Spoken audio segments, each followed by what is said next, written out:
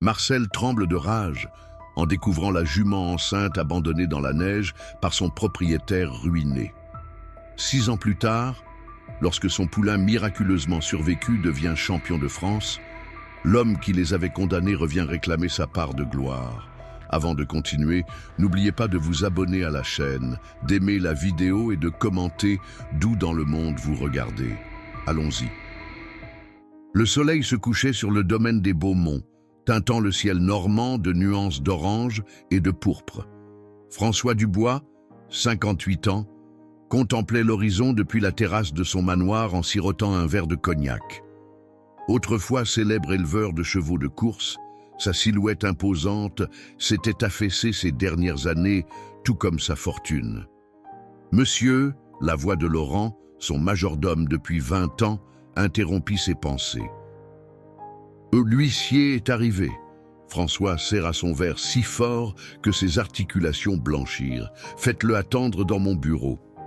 Depuis la mort de son épouse, Élisabeth, 5 ans plus tôt, rien n'allait plus. Des investissements hasardeux, des paris risqués, et cette maudite addiction au jeu avait dévoré sa fortune jadis colossale. Le domaine des Beaumont, héritage familial vieux de 7 générations, allait être saisi. Il jeta un dernier regard vers les écuries. Parmi ses chevaux, une jument alezan particulière captait son attention. Étoile, sa plus belle poulinière, était pleine de 6 mois. Elle portait l'espoir d'une lignée exceptionnelle. Fruit d'un croisement avec Empereur et talon triple couronné, Monsieur Dubois salua froidement l'huissier en lui tendant une liasse de documents. Comme convenu, vous avez jusqu'à demain midi pour quitter les lieux. Tous les biens inventoriés restent sur place. François parcourut rapidement les papiers. Et mes chevaux, propriété de la banque désormais, sauf ceux mentionnés en annexe que vous êtes autorisé à emmener. La liste était ridiculement courte. 2 hongres vieillissants et un poney, pas d'étoile, pas de sa précieuse jument pleine. Cette nuit-là, après le départ de l'huissier, François descendit aux écuries, une lampe torche à la main et une corde passée autour de l'épaule. Le froid de décembre mordait sa peau à travers son manteau coûteux. « Tu viens avec moi », murmura-t-il en passant la corde autour du cou d'Étoile. Les grands yeux sombres de la jument le fixaient avec cette confiance aveugle des animaux envers leur maître. Sans attendre l'aube, François chargea quelques affaires dans sa Range Rover et attacha Étoile à la remorque. Il quitta le domaine des Beaumont par un chemin forestier, évitant la route principale où l'huissier pourrait le repérer. 3 heures plus tard, il s'arrêtait en bordure de la forêt de Saint-Germain, à des kilomètres de son ancien domaine. La neige commençait à tomber, recouvrant lentement le paysage d'un linceul blanc.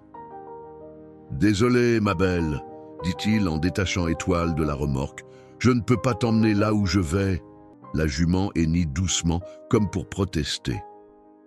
François caressa son encolure une dernière fois, évitant ses yeux qui semblaient comprendre la trahison en cours. « Tu es forte, tu survivras. » Il la poussa vers la forêt.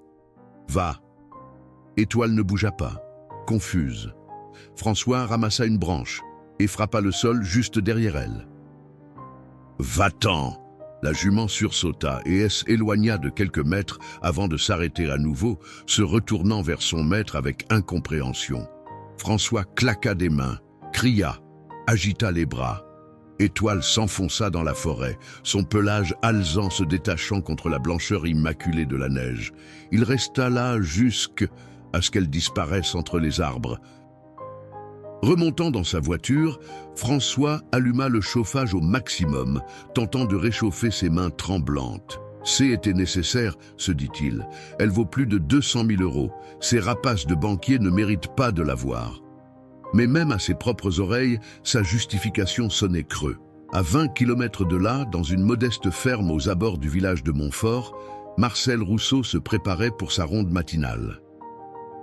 À 62 ans, cet ancien jockey reconverti en petit éleveur suivait la même routine depuis des décennies, vérifier ses clôtures et surveiller les abords de sa propriété. Sa fille Camille, 28 ans, préparait le petit déjeuner. Depuis son divorce 2 ans plus tôt, elle était revenue vivre à la ferme avec son fils Thomas, 7 ans. « Papa, tu ne devrais pas sortir avec ce temps », dit-elle en voyant son père enfiler son épais manteau. La météo annonce une tempête de neige. Marcel sourit, les rides au coin de ses yeux se creusant davantage. Justement, c'est par ce temps qu'il faut vérifier que tout va bien. Les animaux sauvages se rapprochent des habitations quand il fait si froid. Camille savait qu'il était inutile d'argumenter.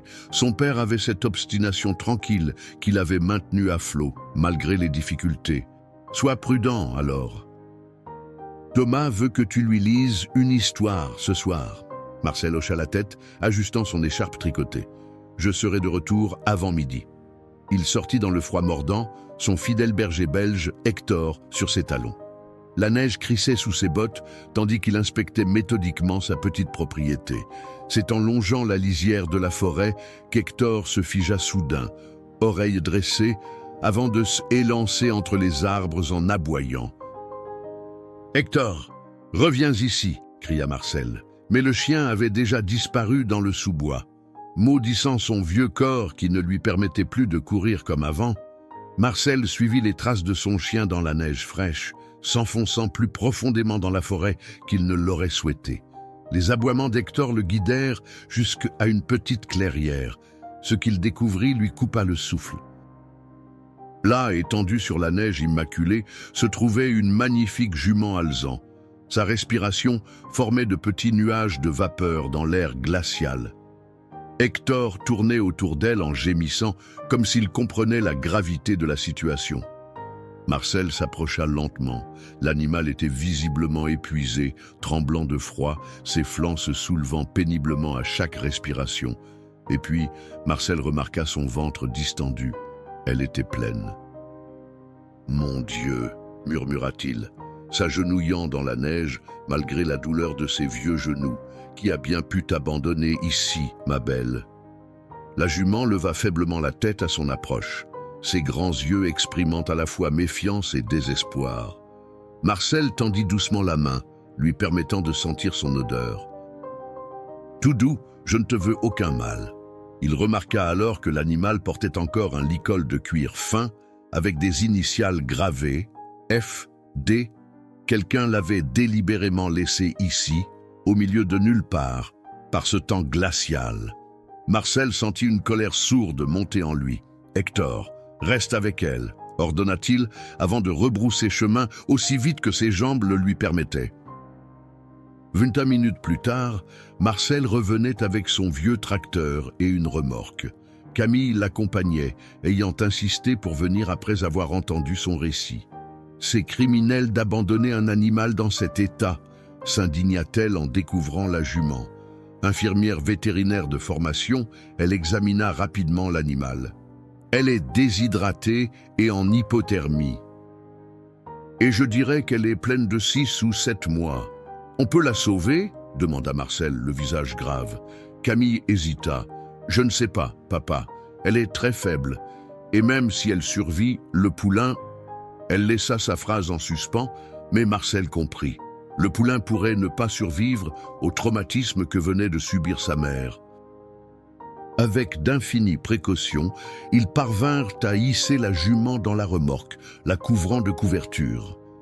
Le trajet de retour se fit lentement, Marcel évitant chaque ornière pour ne pas bousculer leur fragile passagère.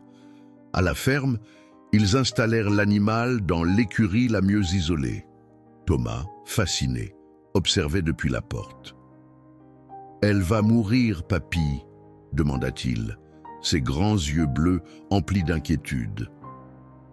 Marcel ébouriffa tendrement les cheveux de son petit-fils. « Pas si on peut l'empêcher, mon grand. » Camille avait déjà appelé le docteur Moreau, le vétérinaire du village. En attendant son arrivée, elle administra des soins d'urgence à la jument, lui donnant de l'eau tiède mélangée à du miel et lui frictionnant délicatement les membres pour stimuler la circulation. Le docteur Moreau arriva 1 heure plus tard, son visage s'assombrissant à la vue de l'animal. Après un examen minutieux, il prit Marcel et Camille à part. « Cette jument est de pure race, probablement une selle française. Elle vaut une petite fortune, commença-t-il. Mais son état est critique. Elle souffre d'hypothermie sévère et d'épuisement. Quant au poulain, il secoua la tête. Je serais surpris qu'elle parvienne à le porter à terme. Que pouvons-nous faire ? Demanda Marcel, refusant d'accepter le pronostic sombre. Je vais lui administrer des fortifiants et des antibiotiques préventifs. Gardez-la au chaud, hydratée, et essayez de la faire manger un peu. Mais préparez-vous à l'éventualité qu'elle ne passe pas la nuit. Après le départ du vétérinaire, Marcel s'installa sur un tabouret près de la jument. « Je vais rester avec elle », dit-il à sa fille. « Va t'occuper de Thomas. » Camille connaissait cette expression déterminée. « D'accord, mais appelle-moi s'il y a le moindre changement. » La nuit tomba, enveloppant la petite ferme dans un silence feutré, seulement troublé par le hurlement occasionnel du vent. Marcel veillait, parlant doucement à la jument, lui racontant sa propre histoire comme si elle pouvait comprendre. « J était jockey, tu sais, pas le meilleur, mais je me débrouillais. J'ai monté dans le prix de l'Arc de Triomphe 3 fois. Jamais gagné, bien sûr. » Il sourit mélancoliquement. La dernière fois, J était sur un hongre nommé Éclair. On a fini 4e, pas si mal. La jument semblait, elle, écouter, ses oreilles bougeant légèrement au son de sa voix. Vers minuit, elle commença à s'agiter, son flanc tressaillant de manière alarmante. Marcel appela immédiatement Camille. « Je crois qu'elle perd le poulain, » dit-il, quand sa fille arriva en trombe, les cheveux encore ébouriffés par le sommeil. Pendant près d'1 heure, ils restèrent impuissants face à la souffrance de l'animal. Puis, soudain, elle se calma. « Est-ce qu'elle… » Marcel n'osait pas finir sa question. Camille secoua la tête, soulagée. « Non, le danger est passé, pour l'instant. » Au petit matin, contre toute attente, la jument était toujours vivante. Mieux encore, elle accepta de boire et grignota même un peu de foin que Marcel lui présenta. « Tu es une battante, toi », murmura-t-il avec admiration. Thomas, autorisé à entrer dans l'écurie sous stricte supervision, contemplait l'animal avec émerveillement. « Comment elle s'appelle, papy ?» Marcel examina le licol qu'il avait retiré la veille. Aucun nom, seulement ses initiales énigmatiques, F, D. Je ne sais pas, mon grand. Celui qui l'a abandonné ne nous a pas laissé son nom. On pourrait l'appeler Étoile, suggéra l'enfant, pointant une marque blanche en forme d'étoile sur le front de la jument, parce qu'elle brille dans le noir comme les étoiles. Marcel sourit, touché par la poésie simple de son petit-fils. Étoile. Oui, c'est un beau nom. Dehors, la tempête de neige redoublait d'intensité, isolant la petite ferme du reste du monde. Mais à l'intérieur de l'écurie chaude, une étincelle d'espoir était allumée. Les jours suivants, écoulèrent dans une routine dictée par les besoins d'Étoile. Toutes les 3 heures, Marcel ou Camille lui apportaient eau fraîche et nourriture, vérifiant ses constantes, lui administrant les médicaments prescrits par le docteur Moreau. Contre toute attente, la jument reprenait des forces. « C'est remarquable », admit le vétérinaire lors de sa visite de contrôle 1 semaine plus tard. « Elle a une volonté de vivre exceptionnelle. » « Et le poulain ?» s'enquit Marcel, caressant doucement l'encolure des étoiles. Le docteur Moreau palpa attentivement le ventre de la jument. Toujours là. Son cœur bat régulièrement. « Mais je maintiens mes réserves, Marcel. » La gestation a été compromise par l'hypothermie et le stress. Thomas, qui avait obtenu l'autorisation de manquer l'école pour assister à la visite, leva ses grands yeux vers le vétérinaire. « Mais il y a une chance qu'il vive, le bébé cheval ?» Le docteur Moreau sourit au garçon. « Oui, mon petit, il y a une chance. » Cette chance, aussi mince fût-elle, suffisait à Marcel. Pendant que Camille retournait à son travail à la clinique vétérinaire de Montfort, il réorganisa entièrement son quotidien autour de Étoile. Les autres animaux de la ferme, quelques poules, 2 vaches laitières et un vieux cheval de trait nommé Gustave semblaient comprendre la situation, acceptant avec une patience stoïque de recevoir moins d'attention. Thomas, passionné par la jument, venait directement à l'écurie après l'école. Marcel le retrouvait souvent assis près de Étoile, lui lisant à voix haute ses livres d'école. « Tu crois qu'elle comprend les histoires, papy ?» demanda-t-il un jour. « Je crois qu'elle comprend que tu l'aimes », répondit simplement Marcel. Janvier céda la place à février, puis à mars. La neige fondit, révélant progressivement les premières pousses vertes. Étoile, désormais complètement rétablie, s'aventurait dans le petit pré attenant à l'écurie, son ventre plus rond que jamais. Un matin de fin mars, alors que Marcel prenait son café, Hector se mit à aboyer frénétiquement à la porte. L'instant d'après, Thomas déboula dans la cuisine, encore en pyjama. « Papy, viens vite, Étoile agit bizarrement. » Marcel suivit son petit-fils en courant, priant intérieurement pour que tout aille bien. Dans l'écurie, Étoile tournait en rond, s'arrêtant parfois pour gratter le sol de son sabot. « Va chercher ta mère, » dit Marcel à Thomas, « et appelle le docteur Moreau. » Tandis que le garçon S élançait vers la maison, Marcel entra dans le box, parlant doucement à la jument. « C'est l'heure, n'est-ce pas, ma belle ?» Camille arriva rapidement, encore en tenue de nuit, ses cheveux retenus à la hâte. Son évaluation fut rapide et professionnelle. Ndel est en travail, le poulain arrive. Le docteur Moreau, alerté, promit d'arriver dès que possible, mais conseilla de ne pas attendre s'il tardait trop.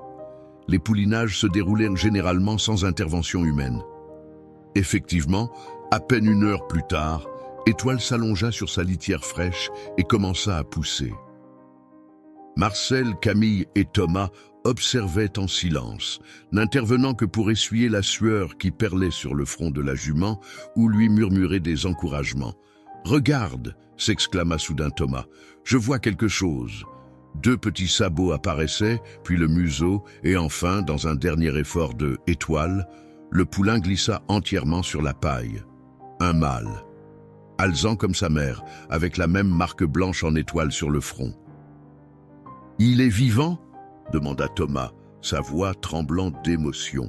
Comme en réponse à sa question, le poulain secoua la tête, projetant des gouttelettes du liquide amniotique autour de lui. Étoile se redressa et commença immédiatement à lécher son petit, le nettoyant avec une tendresse instinctive. « Il est magnifique !» murmura Camille, des larmes de joie coulant sur ses joues. Marcel ne dit rien, trop ému pour parler.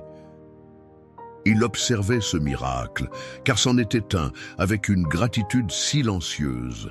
Le docteur Moreau arriva peu après, juste à temps pour constater que mère et petit se portaient étonnamment bien. « Ce poulain est un battant », dit-il après l'avoir examiné. « Étant donné ce que sa mère a traversé, c'est presque miraculeux qu'il soit si vigoureux. » Thomas, qui n'avait pas quitté le box, regardait le poulain tenter ses premiers pas maladroits. « Comment on va l'appeler » demanda-t-il. Marcel réfléchit un moment. « Que penses-tu de Phénix? C'est un oiseau de légende qui renaît de ses cendres. »« Phénix » répéta Thomas, testant le nom. « J'aime bien, ça veut dire qu'il est spécial, comme l'oiseau. »« Exactement, mon grand, ce poulain est spécial, il a survécu alors que tout était contre lui. » Cette nuit-là, alors que tout le monde dormait, Marcel retourna à l'écurie. Étoile et Phénix reposaient paisiblement, le poulain blotti contre sa mère. Hector monta la garde à l'entrée du box, comme s'il avait décidé de devenir leur protecteur attitré. « Tu vois, ma belle, » chuchota Marcel à Étoile, « je t'avais dit que tu étais une battante. » Il s'assit sur une botte de foin, contemplant cette nouvelle vie qui avait éclos sous son toit. Quelque chose lui disait que ce poulain N n'était pas ordinaire. Peut-être était-ce son instinct d'ancien jockey, mais il sentait en Phénix une force particulière, une détermination innée. « Tu iras loin, petit » murmura-t-il au poulain endormi. « Je le sens dans mes vieux os. » Ce qu'il ne savait pas encore, c'est à quel point sa prédiction s'avérerait juste et combien d'épreuves les attendaient encore. Les semaines passèrent et Phénix se développait à une vitesse remarquable. Ses jambes, d'abord frêles et maladroites, gagnaient chaque jour en force et en assurance. À 3 mois, il gambadait déjà dans le pré avec une grâce étonnante pour son jeune âge. « Ce poulain a quelque chose de spécial », remarqua le docteur Moreau lors d'une visite de routine. « Regardez sa conformation, sa musculature, et cette façon de se mouvoir, comme s'il avait déjà couru des courses. » Marcel observait Phénix galoper librement, sa crinière naissante flottant au vent. « C'est dans son sang, » dit-il simplement. « Sa mère n'est pas n'importe quelle jument. » En effet, plus le temps passait, plus Marcel était convaincu qu'Étoile provenait d'un élevage prestigieux. Sa démarche, son port de tête, la finesse de ses jambes, tout en elle trahissait des origines nobles. Quant à Phénix, il semblait avoir hérité des meilleures qualités de sa mère, amplifiées par le mystérieux héritage paternel. Un soir de juin, alors que Camille préparait le dîner, Marcel s'attarda dans le petit bureau attenant à la cuisine. Il alluma son vieil ordinateur et, pour la 100e fois peut-être, tapa les initiales F. Il bat dans le moteur de recherche, ajoutant cette fois « Éleveur Chevaux France ». Les résultats défilèrent et soudain, un nom attira son attention. François Dubois, autrefois propriétaire du haras des Beaumonts en Normandie. L'article, daté de 6 mois plus tôt, relatait la saisie du domaine suite à des dettes colossales. « Camille » appela Marcel, « viens voir ça. » Sa fille s'approcha, essuyant ses mains sur un torchon. « François Dubois » lut-elle par-dessus l'épaule de son père. « Tu penses que c'est lui, le propriétaire d'Étoile ?» Les initiales correspondent et la chronologie aussi. Son domaine a été saisi en décembre, juste avant qu'on trouve Étoile. Camille fronça les sourcils. S'il a abandonné une jument pleine en plein hiver, c'est un monstre. Ou un homme désespéré, nuança Marcel, bien que son regard reflétât la même indignation. L'article mentionne qu'il a perdu sa femme il y a quelques années. Apparemment, ça l'a fait dérailler. Ça n'excuse rien, répliqua fermement Camille. Qu'est-ce que tu comptes faire avec cette information? Marcel éteignit l'ordinateur, pensif. Rien pour l'instant. Mais si ce François Dubois est bien l'ancien propriétaire de Étoile, il pourrait avoir des papiers qui prouveraient son pédigree et celui de Phénix par extension. « Et pourquoi aurait-on besoin de ces papiers ?» demanda Camille, soupçonneuse. « Tu ne comptes pas vendre Phénix, j'espère. » Bien sûr que non, s'indigna Marcel. Ce poulain fait partie de la famille maintenant. Mais... Il hésita, cherchant ses mots. Phénix a du potentiel, Camille. Un potentiel que je n'ai vu que chez les meilleurs chevaux de course que j'ai montés. Ce serait un crime de ne pas l'exploiter. Camille observa son père avec un mélange d'inquiétude et de compréhension. Elle savait combien la course lui manquait, cette adrénaline, cette communion unique entre l'homme et l'animal lancé à pleine vitesse. On en reparlera quand il sera plus grand, concéda-t-elle finalement. Pour l'instant, il n'a que 3 mois. Pendant ce temps, à Paris, François Dubois contemplait la scène depuis la minuscule fenêtre de son studio du 18e arrondissement. Quel contraste avec la vue majestueuse qu'offrait autrefois sa terrasse sur les plaines normandes. 6 mois, étaient écoulés depuis qu'il avait tout perdu. 6 mois à survivre grâce à la générosité forcée de quelques anciens amis qui n'osaient pas lui claquer la porte au nez. 6 mois à ruminer sa déchéance, cherchant des coupables partout sauf en lui-même. Son téléphone vibra. Un message de Jacques Lefebvre, son ancien associé dans le monde des courses. « Dubois, j'ai peut-être quelque chose pour toi. Un poste de conseiller pour un nouvel investisseur dans le milieu. Intéressé? On en parle demain au café des Deux Moulins, 10 heures. » François sentit un frisson d'espoir. Enfin, une opportunité de remettre un pied dans ce monde qui lui manquait tant. Il répondit immédiatement par l'affirmative. Le lendemain, attablé devant un café, il écoutait Jacques lui présenter l'affaire. « C'est un Qatari, nouveau dans le milieu, mais avec des poches profondes. Il cherche quelqu'un qui connaît les ficelles, qui peut l'aider à constituer une écurie de qualité. François hocha la tête, s'efforçant de paraître professionnel malgré son costume élimé. « Et pourquoi moi? Tu sais bien que ma réputation est écornée. Oui, compléta Jacques sans ménagement. Mais tu as toujours eu l'œil, tu as déniché des champions là où personne ne voyait rien. Et c'est ce talent qui l'achète, pas ton sens des affaires. François accusa le coup en silence. D'ailleurs, poursuivit Jacques en sirotant son expresso, qu'est devenue ta poulinière? Étoile, c'est ça. Elle était pleine d'empereur quand je l'ai vue la dernière fois. La question innocente frappa François comme un coup de poing. Il revit Étoile dans la neige, son regard confus alors qu'il l'abandonnait à son sort. Vendu, mentit-il, la gorge nouée. Avant la saisie, dommage, ce poulain aurait pu être exceptionnel. Ces mots résonnèrent en François longtemps après leur rencontre. De retour dans son studio, il ouvrit son ordinateur et chercha des nouvelles d'Empereur. Elle et Talon continuaient sa carrière de reproducteur avec succès, ces poulains dominaient les courses de leur génération. Ment et dire que j'aurais pu avoir sa meilleure progéniture, murmura-t-il amèrement. À des kilomètres de là, Thomas menait Phénix en longe autour du pré sous l'œil attentif de Marcel. À 4 mois, le poulain était déjà remarquablement discipliné, apprenant avec une facilité déconcertante. « Tu t'en sors très bien », encouragea Marcel en voyant son petit-fils guider Phénix avec assurance. « Il comprend tout ce que je lui demande », répondit Thomas avec émerveillement. « C'est comme s'il lisait dans mes pensées. » Marcel sourit. Ce lien entre un enfant et un jeune animal avait quelque chose de magique, de pur, une complicité que rien ne pourrait briser.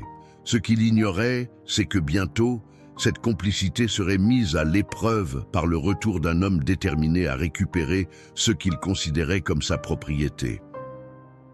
2 ans écoulèrent, rythmés par les saisons qui transformaient tour à tour le paysage de la petite ferme des Rousseaux. Phénix N était plus le poulain fragile né contre toute attente. À 2 ans, il était devenu un jeune cheval d'une beauté saisissante, au port altier et à la musculature parfaitement dessinée. Marcel, désormais âgé de 64 ans, passait la plupart de ses journées avec lui.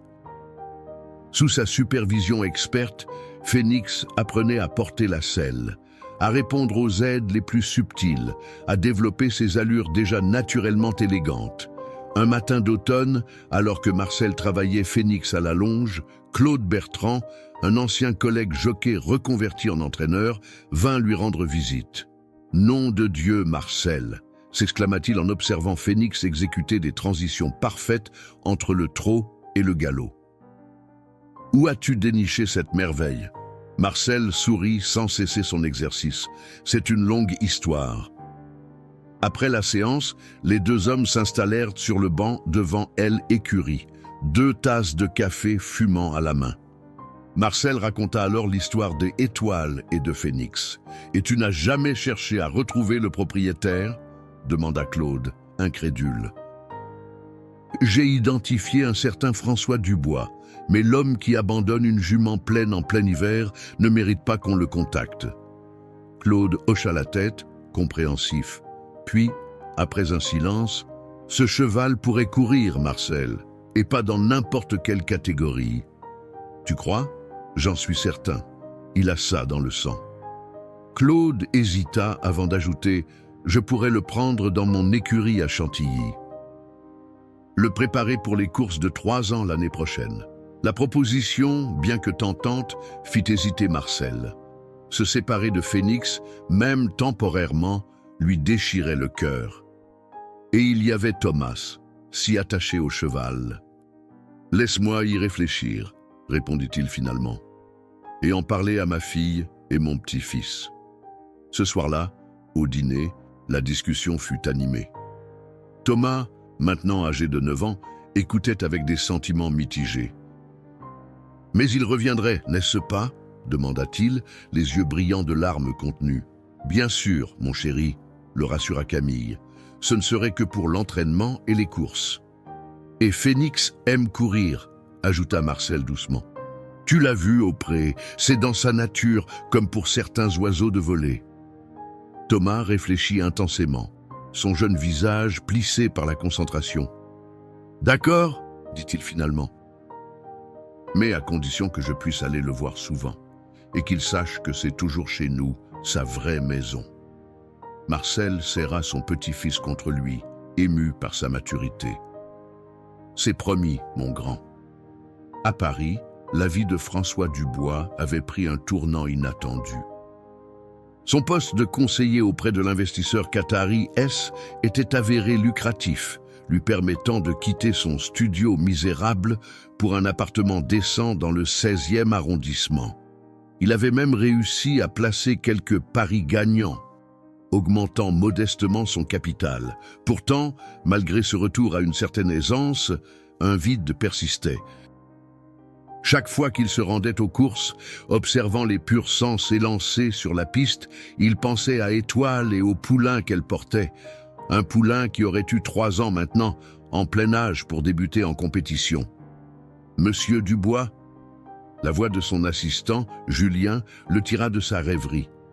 Il se trouvait à l'hippodrome de Longchamp, observant un yearling que leur client envisageait d'acheter. « Pardonnez-moi, j'y étais distrait », s'excusa François. « Vous disiez, le pédigré, monsieur, son père est empereur. » Le nom frappa François comme un coup de fouet. Empereur, elle, étalon qui avait sailli Étoile avant qu'il ne la perde. Il observa plus attentivement le yearling, notant sa conformation, la façon dont il se déplaçait. « Pas mal », concéda-t-il. Mais j'ai vu mieux. Ce soir-là, seul dans son appartement, François ressortit une vieille photo d'Étoile, prise lors de sa première victoire en course. Elle était si jeune alors, si pleine de promesses. Il avait toujours su qu'elle serait une reproductrice exceptionnelle. Une impulsion soudaine le poussa à ouvrir son ordinateur et à taper « Poulain empereur, né Mars » dans la barre de recherche. Des dizaines de résultats apparurent, mais aucun ne mentionnait Étoile. Frustré, il allait abandonner quand un article attira son attention. Jeune espoir à suivre. Phoenix impressionne lors des essais à Chantilly. La photo accompagnant l'article montrait un magnifique cheval alezan avec une marque blanche en forme de étoile sur le front. Exactement comme Étoile. Le texte mentionnait des origines mystérieuses et un ancien jockey nommé Marcel Rousseau. Le cœur de François s'accéléra. Était-ce possible? Après tout ce temps, il cliqua frénétiquement sur l'article, dévorant chaque mot. Phoenix avait le même âge qu'aurait eu le poulain des Étoiles. Sa description physique correspondait parfaitement à ce qu'on pouvait attendre d'un produit des Étoiles et d'Empereur. François se leva d'un bond, parcourant son appartement de long en large. Si c'est était bien le poulain de Étoile, il lui appartenait légitimement. Avec ses papiers, ce cheval vaudrait une fortune. Surtout s'il se révélait aussi talentueux que l'article le suggérait. Sa décision fut prise en un instant. Dès le lendemain, il se rendrait à Chantilly. Il devait voir ce phénix de ses propres yeux. Ce qu'il ignorait, c'est que son monde s'apprêtait à nouveau à basculer, mais d'une façon qu'il n'aurait jamais pu imaginer. Elle, écurie de Claude Bertrand à Chantilly, était modeste comparée aux installations somptueuses des grands propriétaires, mais elle respirait le professionnalisme. Chaque box était impeccable, chaque cheval suivi avec une attention méticuleuse. Phoenix avait rapidement trouvé sa place dans cet environnement structuré, comme s'il avait toujours su que sa destinée le mènerait là. Ce matin-là, Thomas était venu avec Marcel pour le week-end, une routine établie depuis que Phoenix avait rejoint l'écurie 3 mois plus tôt. Le garçon, équipé d'un casque trop grand pour sa tête, observait Phoenix s'exercer sur la piste d'entraînement sous la montre d'Antoine, le jockey attitré de l'écurie. « Il vole », murmura Thomas, émerveillé par la puissance et la fluidité des foulées de son ami équin. Marcel, debout à ses côtés, hocha la tête avec fierté. Il progresse chaque semaine. Claude dit qu'il n'a jamais vu un jeune cheval avec autant de potentiel. Quand pourra-t-il courir sa première vraie course ? Demanda Thomas. Bientôt, Claude pense l'engager dans le prix de Condé le mois prochain. C'est une course de groupe 3 pour les 2 ans. Les yeux de Thomas S. écarquillèrent. Une course de groupe pour sa première fois ? C'est inhabituel, concéda Marcel. Mais Claude est convaincu qu'il est prêt. Phénix n'est pas un cheval ordinaire, tu sais. À cet instant, Claude les rejoignit, le visage soucieux. Marcel, il y a quelqu'un qui insiste pour te voir. Un certain François Dubois. Le sang de Marcel se glaça. Ce nom, il l'avait retourné dans sa tête des centaines de fois, imaginant la confrontation qui semblait désormais inévitable. Où est-il ? À l'entrée principale. Je lui ai dit d'attendre là. Marcel se tourna vers Thomas. Reste ici avec Claude et Phénix, d'accord ? Je reviens vite. Le garçon acquiesça, intrigué mais obéissant. Marcel traversa les écuries d'un pas déterminé, se préparant mentalement à affronter l'homme qui avait abandonné Étoile à une mort presque certaine. François Dubois attendait, impeccablement vêtu d'un costume sur mesure qui contrastait avec l'environnement équestre. En apercevant Marcel, qu'il avait identifié grâce à une rapide recherche sur Internet, il se redressa, adoptant cette posture légèrement hautaine qui avait été sa signature dans ses jours de gloire. « Monsieur Rousseau, je présume, c'est moi », confirma Marcel, restant volontairement à distance. « Que me voulez-vous, monsieur Dubois ?» Le nom, prononcé sans hésitation, déstabilisa momentanément François. « Vous savez qui je suis. Je sais que vous êtes l'homme qui a abandonné une jument pleine dans la forêt un jour de tempête. Une jument qui serait morte sans notre intervention. » François tressaillit mais se reprit rapidement. « Je suis venu voir Phénix. J'ai des raisons de croire qu'il est le poulain des Étoiles, ma jument. »« Votre jument ?» La voix de Marcel vibrait d'une colère contenue.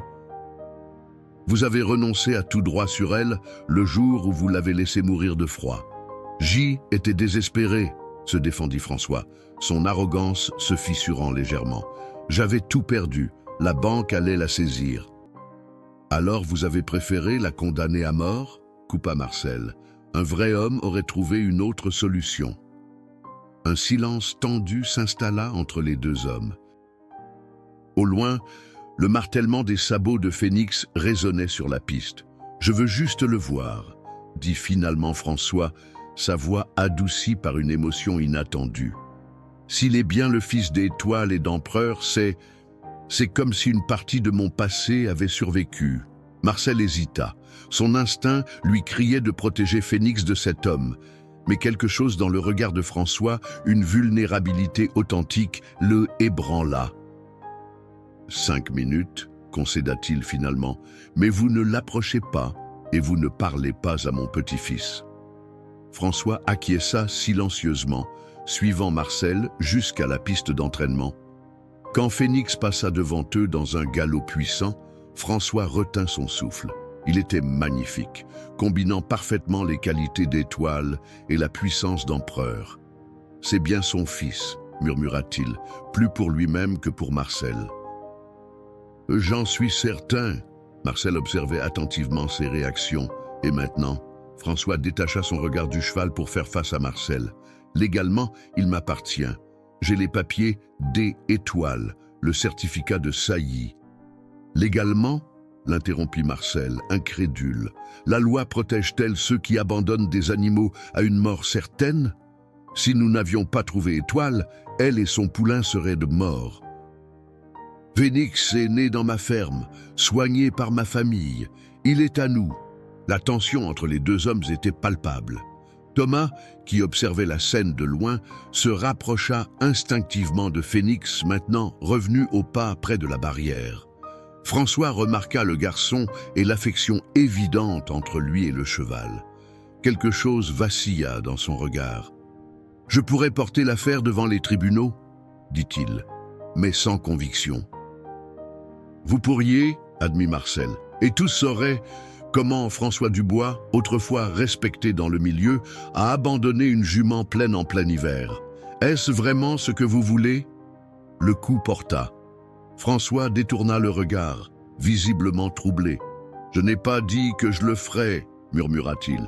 Je constate simplement les faits. » Un mois plus tard, l'hippodrome de Chantilly bourdonnait d'excitation pour le prix de Condé.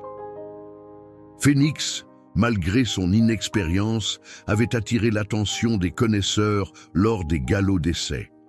Les rumeurs sur ses origines mystérieuses ajoutaient une couche supplémentaire d'intérêt. Dans les tribunes, Marcel, Camille et Thomas attendaient nerveusement. Claude avait obtenu des places privilégiées, leur permettant de suivre chaque moment de la préparation. Dans le rond de présentation, Phénix se distinguait par son calme olympien face à l'agitation ambiante. « Il a l'air si confiant », murmura Camille, serrant inconsciemment la main de son fils. « Il sait ce qu'il doit faire », répondit simplement Marcel, reconnaissant dans l'attitude du jeune cheval cette concentration particulière des grands champions avant l'épreuve. À quelques rangées de là, François Dubois observait également, invisible parmi la foule des spectateurs. Depuis sa visite à l'écurie, il n'avait pas contacté Marcel, mais n'avait pu résister à l'envie de voir courir Phénix. Les chevaux entrèrent sur la piste, Phénix portant le numéro 7. La course de 1600 mètres allait bientôt commencer. Antoine, vêtu des couleurs choisies par Marcel, bleu ciel avec une étoile blanche en hommage à Étoile, se tenait droit sur sa selle, confiant malgré les enjeux. « Ils sont sous les ordres », annonça le commentateur, tandis que les chevaux s'alignaient dans les boîtes de départ. Le cœur de Thomas battait si fort qu'il semblait vouloir échapper de sa poitrine. « Vas-y, Phénix », chuchota-t-il comme une prière. Les portes s'ouvrirent et la course commença. La course se déroula comme dans un rêve. Dès les premiers mètres, Phénix se positionna au milieu du peloton, économisant ses forces comme s'il avait couru toute sa vie. Les tribunes vibraient sous les cris d'encouragement, mais pour Thomas, le monde S était réduit à cette silhouette alezan filant sur la piste. « Il est bien placé », commenta Marcel, dont l'œil expert ne manquait aucun détail. Antoine le tient parfaitement. À mi-parcours, alors que les chevaux entamaient le virage, Phénix avança progressivement, passant de la 6e à la 4e position sans effort apparent. Sa foulée restait fluide, puissante, comme s'il glissait sur la piste plutôt que de la frapper. « Il a encore beaucoup sous le pied », murmura Marcel, un sourire naissant sur ses lèvres. Dans la dernière ligne droite, Antoine libéra enfin Phénix. Le changement fut spectaculaire. Comme propulsé par une force invisible, le jeune cheval allongea sa foulée, dépassant un à un ses concurrents. À 100 mètres du poteau, il n'était plus qu'à une encolure du leader, un poulain noir appartenant à un célèbre propriétaire qatari. « Allez, Phénix !» hurla Thomas, debout sur son siège, ignorant les larmes qui coulaient librement sur ses joues. Dans un dernier effort, Phénix dépassa son rival, franchissant la ligne d'arrivée avec une longueur d'avance. « Incroyable !» s'exclama le commentateur. Phénix, ce jeune outsider sans expérience en compétition, remporte le prix de Condé pour sa première apparition en course, une performance exceptionnelle qui laisse présager un brillant avenir. Les tribunes explosèrent en applaudissements. Camille serrait Thomas contre elle, tous deux pleurant de joie. Marcel, généralement si réservé, ne pouvait contenir son émotion, ses yeux brillant de larmes contenues. À quelques rangées de distance, François Dubois restait immobile, frappé par ce qu'il venait de voir. Ce n'était pas seulement une victoire, c'était une démonstration de talent pur, rare même chez les chevaux les plus prometteurs. Phénix courait avec une aisance et une intelligence qui rappelaient les plus grands champions. « Excuse-moi », dit-il à son voisin en se levant brusquement. Il devait sortir, respirer. La réalisation de ce qu'il avait perdu, de ce qu'il avait jeté, le frappait avec une force nouvelle. Pendant ce temps, la famille Rousseau se précipitait vers le rond des vainqueurs. Phénix y paradait fièrement, semblant presque sourire sous la pluie de fleurs que l'hippodrome réservait traditionnellement aux gagnants. Antoine, le visage illuminé de joie, salua Marcel d'un geste victorieux. « C'est un monstre, monsieur Rousseau !» s'exclama-t-il en descendant de selle. Il avait encore des réserves à l'arrivée. « Il aurait pu gagner de 10 longueurs si je l'avais laissé faire. » Claude Bertrand les rejoignit, entouré de journalistes avides d'informations sur ce nouveau phénomène. « Monsieur Rousseau est le propriétaire », les dirigea-t-il vers Marcel. « C'est lui qui a élevé Phénix. » Les questions fusèrent de toutes parts. « D'où vient ce cheval? Qui sont ses parents? Allez-vous l'engager dans les classiques l'année prochaine ?» Marcel, peu habitué à une telle attention, répondit avec une simplicité désarmante. « Phénix est né dans ma petite ferme, en Normandie. Sa mère, Étoile, est une rescapée que nous avons trouvée abandonnée dans la neige. Quant à son père, il hésita, puis décida de dire la vérité. Nous pensons qu'il s'agit d'empereur, mais nous n'avons pas les papiers pour le prouver. » Cette révélation provoqua un murmure d'excitation parmi les journalistes. Empereur était l'un des étalons les plus prestigieux d'Europe, et l'idée qu'un de ses produits non répertoriés puisse montrer un tel talent était une histoire en or. Thomas, autorisé à approcher Phénix, caressait doucement son museau, lui murmurant des félicitations. Le cheval, malgré l'excitation ambiante, restait calme, comme si la présence du garçon l'apaisait. « Il t'a reconnu », sourit Camille, émue par cette complicité inaltérée.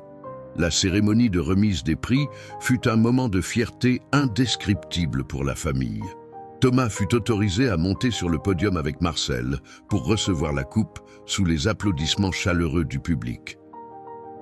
À l'écart de ces célébrations, François observait la scène dissimulée derrière une colonne.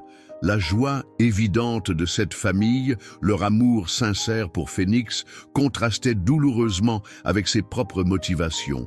Il avait pensé à Phénix comme à un bien, un investissement potentiel. Il le voyait comme un membre de leur famille.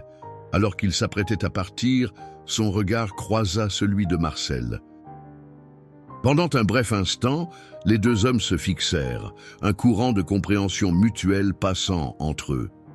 Puis François inclina légèrement la tête, un geste presque imperceptible de reconnaissance, avant de disparaître dans la foule. Les jours suivant la victoire de Phénix furent un tourbillon d'activités. Les médias spécialisés ne parlaient que de lui, le champion mystérieux dont les origines incertaines ajoutaient une dimension romanesque à son talent exceptionnel. Claude Bertrand, submergé de demandes d'interviews, gérait cette soudaine célébrité avec un professionnalisme tranquille, protégeant Phénix et les Rousseau de l'attention excessive. Un matin, alors que Marcel supervisait l'entraînement quotidien de Phénix, Claude l'approcha avec une expression inhabituellement grave. « J'ai reçu une offre, Marcel, pour Phénix. » Marcel se raidit. « De qui ?»« Un consortium de Dubaï. Il propose 1,5 million d'euros. C'est une somme considérable pour un cheval qui n'a couru qu'une fois, même avec un tel talent. » Le montant donna le vertige à Marcel. Une telle somme changerait leur vie à jamais. La ferme pourrait être rénovée, l'avenir de Thomas assuré, Camille libérée de ses soucis financiers. « Je ne peux pas », répondit-il pourtant sans hésitation. « Phénix n'est pas à vendre. » Claude hocha la tête, semblant s'attendre à cette réponse. « Je leur ai dit que tu refuserais probablement, mais je me devais de te transmettre l'offre. Merci, Claude. Et merci de respecter ma décision. » Plus tard, ce jour-là, en rentrant à la ferme où Étoile les attendait toujours, Marcel rapporta la conversation à Camille. Ils étaient assis dans la cuisine pendant que Thomas faisait ses devoirs dans sa chambre. « 1,5 million, répéta Camille, incrédule. « Papa, c'est une fortune. »« Je sais, » admit Marcel, « mais je ne pouvais pas après tout ce que nous avons traversé ensemble. » Et puis, il y a Thomas. Camille prit la main de son père. Tu as fait le bon choix. L'argent ne remplacerait jamais ce que Phénix représente pour nous. » Leur conversation fut interrompue par la sonnette de la porte d'entrée. Hector aboya, toujours aussi vigilant malgré son âge avancé. « Qui peut bien venir à cette heure ?» étonna Camille en se levant pour ouvrir. Sur le seuil se tenait François Dubois, une épaisse enveloppe à la main et une expression indéchiffrable sur le visage. « Monsieur Dubois ». La voix de Camille trahissait sa surprise et son inquiétude. François se tenait là, moins assuré que lors de leur dernière rencontre. La pluie fine qui tombait avait légèrement mouillé son manteau coûteux. « Bonsoir, madame », dit-il poliment. « Bonne, j'aimerais parler à votre père, si c'est possible. » Marcel apparut derrière sa fille, le visage fermé. « Que voulez-vous, Dubois ?» François hésita, visiblement mal à l'aise. « Puis-je entrer ? Ce que j'ai à vous dire mérite d'être discuté à l'intérieur. » Après un moment de réflexion, Marcel hocha la tête et S écarta pour le laisser passer. Dans la cuisine modeste mais accueillante, François resta debout, refusant poliment la chaise que Camille lui proposait. « J'ai appris pour l'offre de Dubaï, » commença-t-il sans préambule. « Et j'ai entendu que vous l'avez refusée. » Marcel se raidit. « Comment êtes-vous au courant ? » « Le monde des courses est petit, Rousseau. Les nouvelles circulent vite, surtout quand elles concernent un cheval comme Phénix.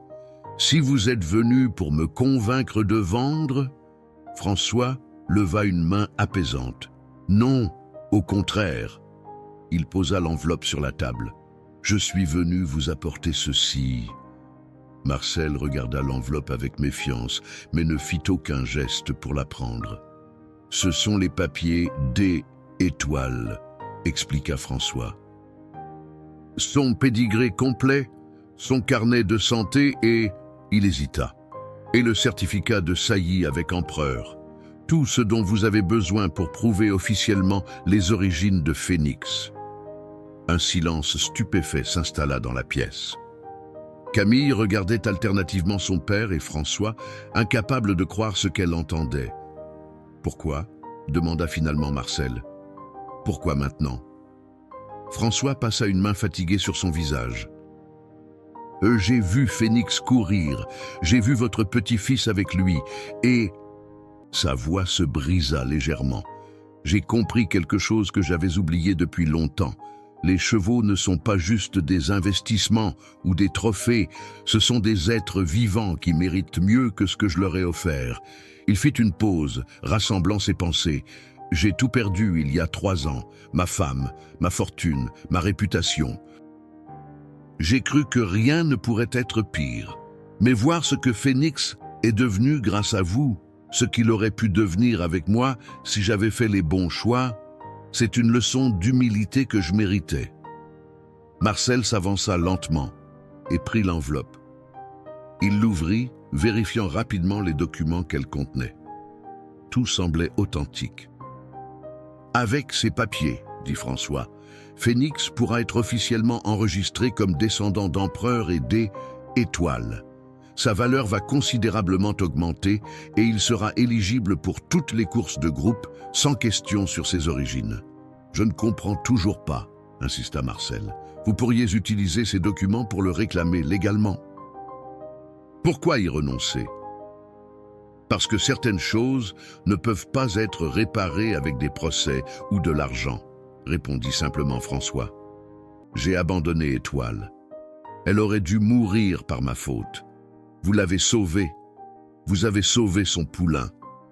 Ils vous appartiennent moralement, bien plus qu'à moi légalement. » Un bruit dans l'escalier attira leur attention. Thomas se tenait là, en pyjama, observant la scène avec curiosité. « Thomas, » dit Camille, « tu devrais être au lit. »« J'ai entendu des voix, » expliqua le garçon, son regard fixé sur François. « C'est vous qui avez abandonné Étoile dans la neige. » La question directe, avec cette innocence brutale propre aux enfants, frappa François comme un coup physique. Il acquiesça lentement. Oui, et était une erreur terrible. Thomas descendit les dernières marches. Elle a failli mourir. « Et Phénix aussi. » « Je sais. » François s'agenouilla pour être au niveau du garçon.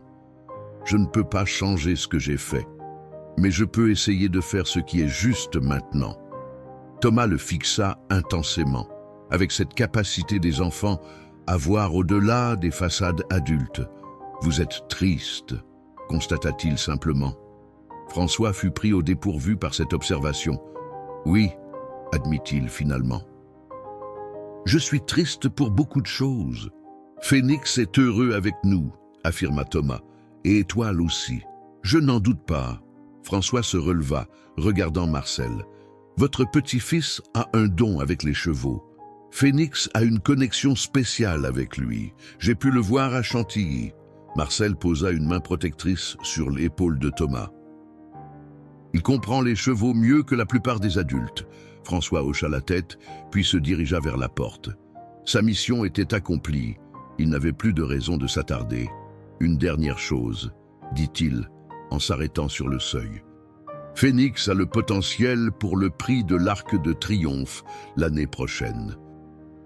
Ne le sous-estimez pas en visant plus bas. » Sur ces mots, il disparut dans la nuit pluvieuse, laissant la famille Rousseau avec les précieux documents et une nouvelle perspective sur l'homme qu'ils avaient considéré comme leur ennemi.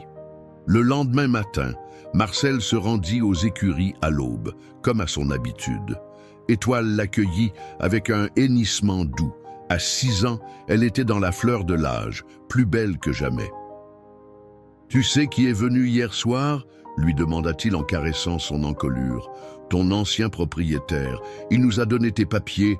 Tu es une championne, une fille de vainqueur et de comtesse, du sang royal, ma belle. » Étoile frotta sa tête contre l'épaule de Marcel, comme si elle comprenait l'importance de la révélation. « Phénix va pouvoir courir dans toutes les grandes courses maintenant, » poursuivit Marcel. Sans question, sans doute sur ses origines, les documents révélaient en effet que Étoile provenait d'une lignée prestigieuse, ce qui expliquait la qualité exceptionnelle de Phénix. Avec ces papiers, les portes des plus grandes compétitions s'ouvriraient devant lui. Marcel sortit son téléphone et appela Claude Bertrand pour lui annoncer la nouvelle. L'entraîneur était stupéfait. « C'est incroyable !» bégaya-t-il. « As-tu réalisé ce que ça signifie ? On peut viser beaucoup plus haut maintenant, le prix du Jockey Club, peut-être même un déplacement à l'étranger. François Dubois a suggéré l'Arc de Triomphe, mentionna Marcel. Un silence. L'Arc ?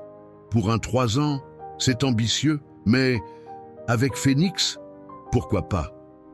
Les mois qui suivirent furent une ascension fulgurante pour Phénix. Grâce aux papiers fournis par François, le cheval put être officiellement enregistré, confirmant son pédigré prestigieux qui fit sensation dans le milieu des courses. Au printemps de ses 3 ans, Phénix remporta successivement le prix Greffule, puis le prix du Jockey Club à Chantilly, s'imposant comme le meilleur poulain de sa génération en France. Les médias s'emparèrent de son histoire, celle d'un cheval abandonné avant même sa naissance, sauvé par une famille modeste, devenu champion contre toute attente. Marcel, naturellement réservé, se retrouva propulsé sous les projecteurs. Les journalistes affluaient à la petite ferme, fascinés par ce contraste entre la simplicité des lieux et l'extraordinaire talent de Phénix. « Comment expliquez-vous son succès ?» lui demanda un jour un journaliste de Paris Turf. Marcel haussa les épaules. « Je crois que certains êtres naissent avec un don. Notre rôle a simplement été de le reconnaître et de le respecter. » L'été arriva, et avec lui, la préparation intensive pour l'objectif suprême, le prix de l'Arc de Triomphe, prévu le premier dimanche d'octobre. Claude Bertrand élabora un programme minutieux, alternant entraînement et repos, affinant chaque détail de la préparation de Phénix. « Il est en pleine forme », assurait-il à Marcel lors de ses visites hebdomadaires à Chantilly. « Je n'ai jamais vu un cheval avec une telle capacité de récupération et une telle intelligence en course. » Thomas, maintenant âgé de 10 ans, suivait cette aventure avec une maturité surprenante. Chaque week-end, il rendait visite à Phénix, lui parlant de son école, de ses amis, comme à un confident de longue date. « Tu sais, Phénix, lui confia-t-il un jour, assis sur une botte de foin près du box. Tout le monde dit que tu vas gagner l'Arc de Triomphe, mais moi je m'en fiche. Même si tu finis dernier, tu seras toujours mon champion. » Phénix, comme s'il comprenait chaque mot, appuya doucement sa tête contre la poitrine du garçon. Septembre arriva avec son lot de défis. À 3 semaines de la grande course, Phénix développa une légère inflammation à un tendon. Rien de grave, selon le vétérinaire, mais suffisant pour semer le doute. « On devrait peut-être renoncer », suggéra Camille, toujours pragmatique. « Il y aura d'autres courses, d'autres années. »« Non », répondit fermement Marcel. « Phénix mérite sa chance. » Le vétérinaire dit qu'il sera rétabli à temps. La nouvelle de cette blessure filtra inévitablement dans la presse. Les cotes de Phénix chutèrent, les spécialistes doutant qu'il puisse être au mieux de sa forme pour l'épreuve reine. À 10 jours de la course, alors que l'inquiétude persistait, un visiteur inattendu se présenta à l'écurie de Chantilly, François Dubois, accompagné d'un homme que Marcel reconnut immédiatement, le docteur Laurent, vétérinaire des plus grands élevages français. « J'ai appris pour le tendon », dit simplement François. Le docteur Laurent est le meilleur dans ce domaine. Il a traité des champions comme virtuoses et diamants noirs avant leur victoire majeure. Marcel, surpris par ce geste, accepta l'aide proposée. Le spécialiste examina Phénix avec une attention méticuleuse, puis hocha la tête. « C'est superficiel », confirma-t-il. Avec le traitement adapté et un peu de repos cette semaine, il sera prêt. Sous sa supervision, Phénix reçut des soins de pointe et, comme prédit, l'inflammation disparut rapidement. À 5 jours de l'arc, le cheval était de nouveau en pleine possession de ses moyens. « Pourquoi faites-vous tout ça ?» demanda finalement Marcel à François, alors qu'ils observaient Phénix galoper librement dans le paddock. François resta silencieux un moment. « Disons que c'est ma façon de réparer une petite partie de mes erreurs. » La veille du grand jour, une atmosphère électrique régnait à Longchamp. Les écuries grouillaient d'activité, journalistes et photographes se bousculant pour apercevoir les favoris. Phénix, placé dans un box isolé à la demande de Claude, restait étonnamment serein au milieu de cette agitation. Thomas, autorisé exceptionnellement à passer la nuit à l'hippodrome avec son grand-père, s'endormit sur une chaise près du box, veillant sur son ami comme un gardien fidèle. Marcel, incapable de trouver le sommeil, sortit prendre l'air. La silhouette majestueuse de l'hippodrome se découpait dans la nuit, illuminée pour l'événement du lendemain. Tant de souvenirs remontaient, ses propres courses ici, des décennies plus tôt, les victoires, les défaites. « Nerveux ?» La voix de François le tira de ses pensées. Il se tenait là, 2 tasses de café fumant à la main, en offrant une à Marcel. « Un peu », admit Marcel en acceptant la boisson chaude. « Vous savez ce que c'est ?» François acquiesça. « Je n'ai jamais gagné l'arc comme propriétaire », confessa-t-il. Malgré tous les chevaux que j'ai eus, malgré tout l'argent investi, c'était mon rêve. Les 2 hommes restèrent côte à côte, contemplant l'hippodrome silencieux, unis par leur passion commune malgré leur passé conflictuel. « Demain, » dit doucement François, « je serai dans les tribunes et pour la première fois, je ne souhaiterai pas la victoire à mon propre cheval mais au vôtre. » Marcel lui jeta un regard surpris. « Phénix mérite de gagner, » ajouta François. « Et vous aussi, Rousseau, vous avez fait ce que je n'ai jamais su faire, voir au-delà de la valeur d'un cheval pour reconnaître son âme. » À l'aube, le grand jour se levait enfin sur Longchamp. Le prix de l'Arc de Triomphe, la course la plus prestigieuse d'Europe, allait bientôt couronner son champion. Le jour du prix de l'Arc de Triomphe se leva sous un ciel d'automne parfaitement dégagé. Longchamp s'éveillait dans une effervescence particulière, celle des grands événements qui transcendent le simple cadre sportif pour entrer dans la légende. Thomas, réveillé aux premières lueurs, trouva Phénix déjà alerte dans son box. Le cheval semblait parfaitement conscient de l'importance de cette journée, son regard vif scrutant les allées où s'activaient palefreniers, entraîneurs et jockeys. « D'aujourd'hui, c'est ton jour », murmura le garçon en caressant l'encolure soyeuse de son ami. « Montre-leur qui tu es vraiment. » Camille arriva peu après, élégamment vêtu pour l'occasion. Marcel, lui, avait revêtu un costume qu'il n'avait pas porté depuis des années, celui de son dernier jour comme jockey, soigneusement conservé dans une housse. « Tu es très élégant, papa », sourit Camille en ajustant sa cravate. « C'est un jour spécial », répondit-il simplement. « Le plus important de ma vie de cavalier, même si je ne monte pas. » Les heures précédant la course S écoulèrent dans une tension croissante. Claude supervisait les derniers préparatifs avec une attention méticuleuse. Antoine, le jockey, vint saluer la famille, son visage trahissant un mélange d'excitation et d'appréhension. « Je donnerai tout », promit-il à Marcel. « Phénix et moi, on est prêts. » À midi, Phénix fut conduit au rond de présentation, marchant avec cette grâce altière qui le distinguait. La foule, particulièrement dense pour cette édition, bruissait de commentaires admiratifs sur son passage. « Oh, c'est lui, Phénix, le cheval abandonné. Regardez comme il est beau. » Dans les tribunes, la famille Rousseau avait reçu des places privilégiées, gracieuseté de l'hippodrome qui avait été séduit par leur histoire. Thomas, serrant la main de sa mère, ne quittait pas Phénix des yeux. « Il n'est pas nerveux du tout », observa-t-il avec une pointe de fierté. « C'est rare », acquiesça un homme assis derrière eux. La plupart des chevaux sont tendus avant une telle épreuve.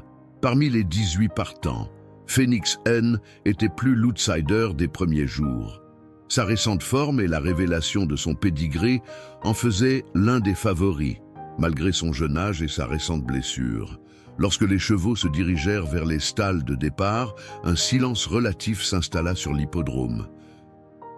Thomas repéra François Dubois quelques rangées plus loin, élégant dans un costume gris, les yeux rivés sur Phénix, comme tous les spectateurs.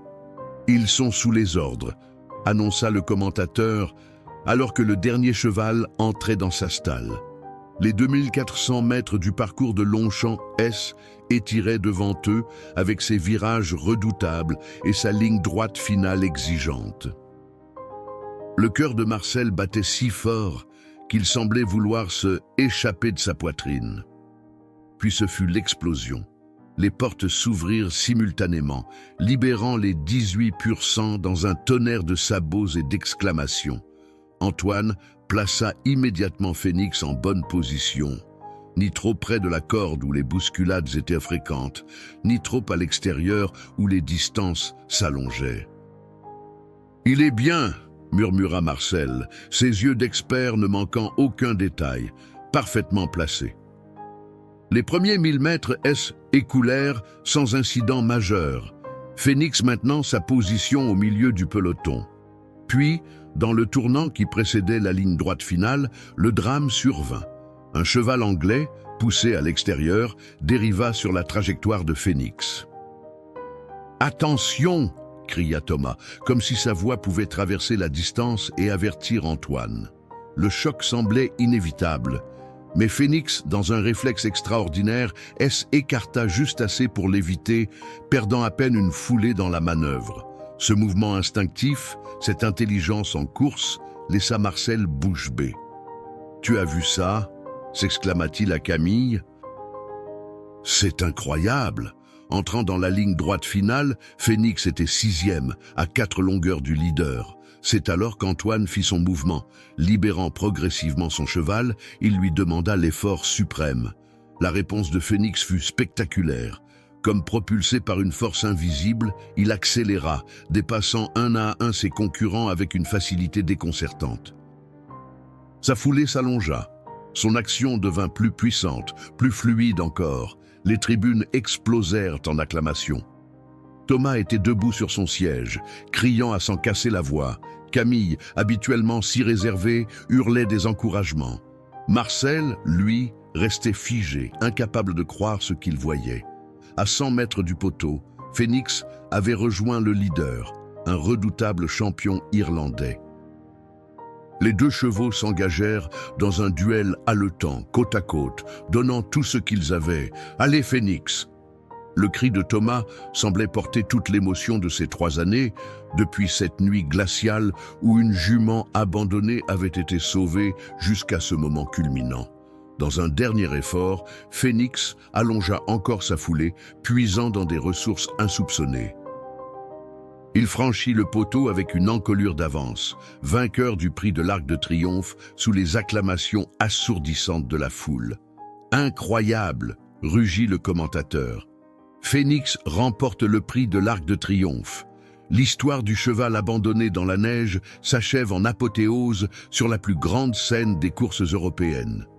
Thomas pleurait sans retenue, serré dans les bras de sa mère qui sanglotait également.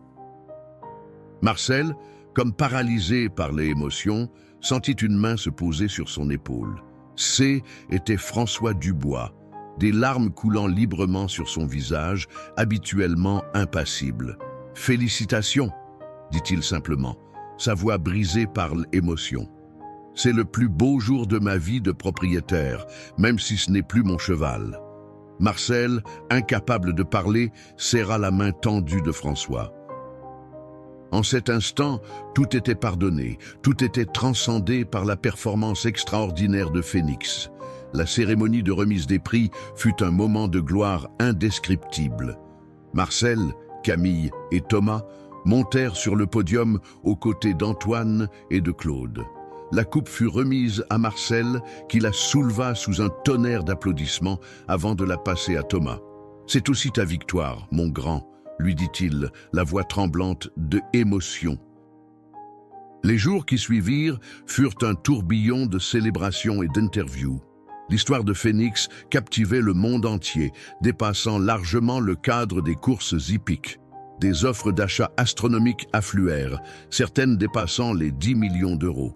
Mais Marcel les déclina toutes poliment. Une semaine après sa victoire triomphale, Phoenix retrouva enfin la petite ferme normande où tout avait commencé. Une surprise l'y attendait.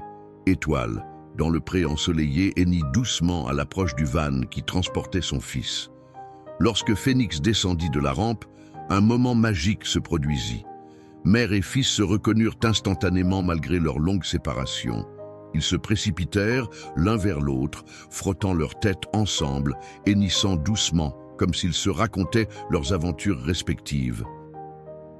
Thomas, observant la scène aux côtés de son grand-père, essuya une larme. « C'est comme ça que ça devait finir », dit-il avec une sagesse étonnante pour son âge. « Phoenix est un champion, mais il est d'abord notre ami.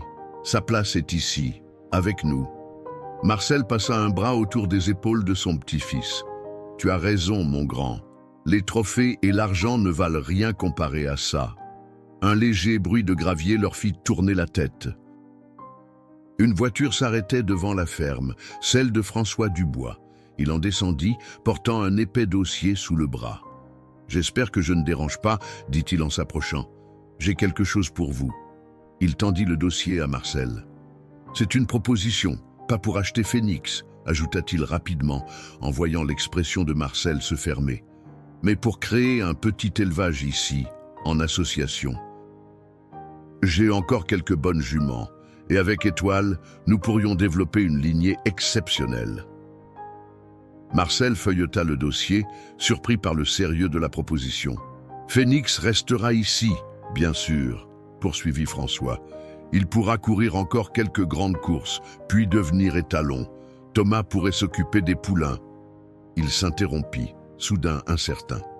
« Et c'est juste une idée. » Marcel regarda tour à tour son petit-fils, dont les yeux brillaient d'excitation, et Phoenix qui galopait librement avec sa mère dans le pré automnal. La proposition de François N n'était pas seulement une opportunité professionnelle, était une chance de transformation pour eux tous. « Je crois, » dit-il lentement, « que nous avons beaucoup à discuter autour d'un café. » François sourit, un sourire sincère dépourvu de l'arrogance d'autrefois. « J'aimerais beaucoup. » Tandis qu'il se dirigeait vers la maison, Phénix et Étoile s'arrêtèrent un instant dans leur galop joyeux, observant les humains qui avaient façonné leur destin. Le soleil couchant illuminait leur silhouette d'une lumière dorée, comme pour souligner la beauté du moment. Dans cette humble ferme normande, la vie avait tissé une histoire extraordinaire, celle d'un abandon qui avait mené à un sauvetage, d'une trahison transformée en rédemption et d'un petit miracle alezan, né contre toute attente, devenu le symbole de ce que l'amour et la persévérance peuvent accomplir. Phénix hennit doucement dans le crépuscule, comme pour approuver ce nouveau chapitre qui s'ouvrait, non pas une fin, mais un commencement rempli de promesses et de possibilités infinies.